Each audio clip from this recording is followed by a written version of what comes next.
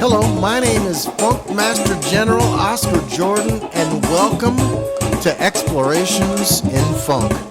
We'll investigate the underrepresented style of funk guitar and take a look at the many elements that make up this style. Strap in and hold on tight as we delve deep into the world of the earthy and the gut bucket. Funk guitar is more than just strumming ninth chords. It's about strong songs, great arranging, and you either know the songs or you don't. I'll break down some of the coolest songs and show you the stylistic tools used by Al McKay, Ray Parker Jr., Nile Rodgers, Prince, Ernie Isley, and a whole lot more.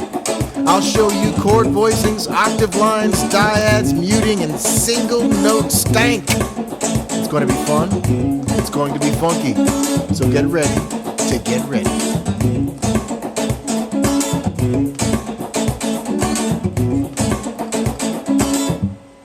You know, people come up to me on the street all the time and they will say, Oscar, you're a handsome black man, but how do you play so funky? All those funky chords you use, how do you do it? Well, I'll tell you how I do it. I use inversions.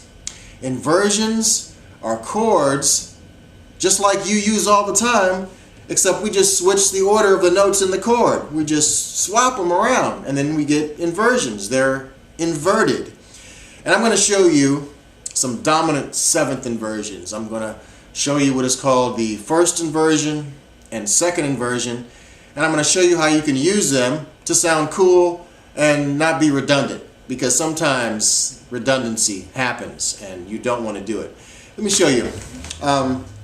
Let's say you're playing, say, 1-4-5 in A, which is kind of like a blues pattern, you know, and maybe you're on stage with another guitar player and he's doing your garden variety 7th chord, A7, like this. You've seen that, right?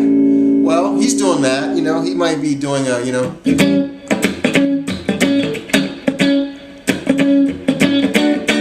whatever he's going to do, he's doing something based on that. Well, you don't have to do that. You can do something else because you can, and you have a brain and you want to be funky, like me. So what you want to do is use an inversion. Now, these things have been around forever, and basically just go to your D string on the 7th fret. That's your A, that's an A note.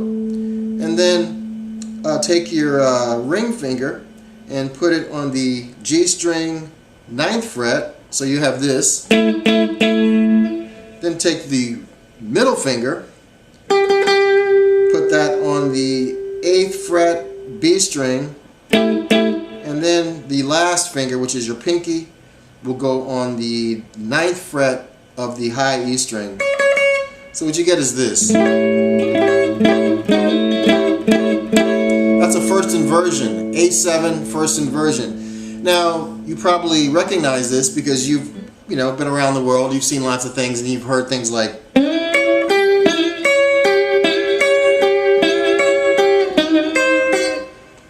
Hendrix, right? Well, Hendrix uses that all the time.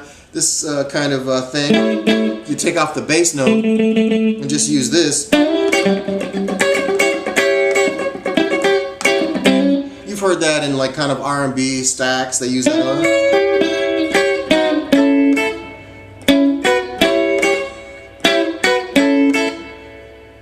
From the beginning of time, they've been using this stuff, and you can use it too. So if you wanted to just play, say, something funky, you can do something like this. You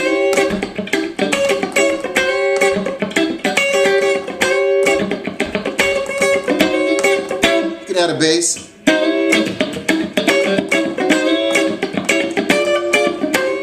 I'm sliding.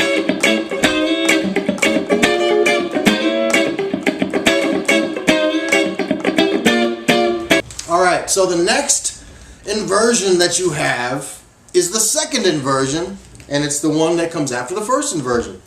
And it's right here. It starts here on the 10th fret of the B string. That's an A note. So that kind of gives you an idea of where you are on the neck.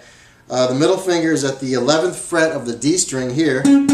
The ring finger is at the 12th fret of the G. And the pinky is at the high E on the 12th fret, so you have this. So there's a pedal tone going on behind you. You can kind of make up little patterns with those two chords, those inversions.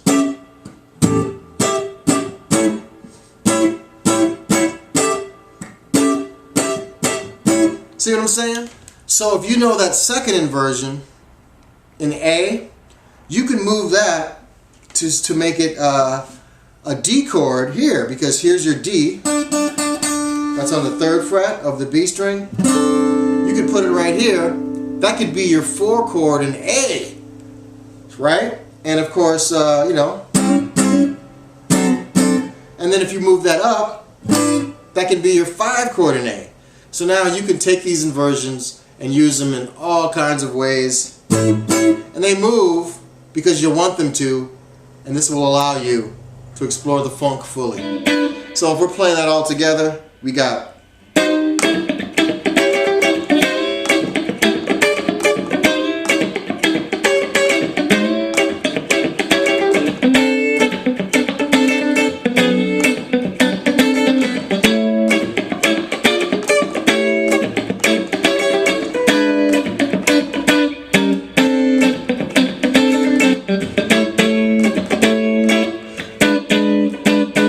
Can you dig it?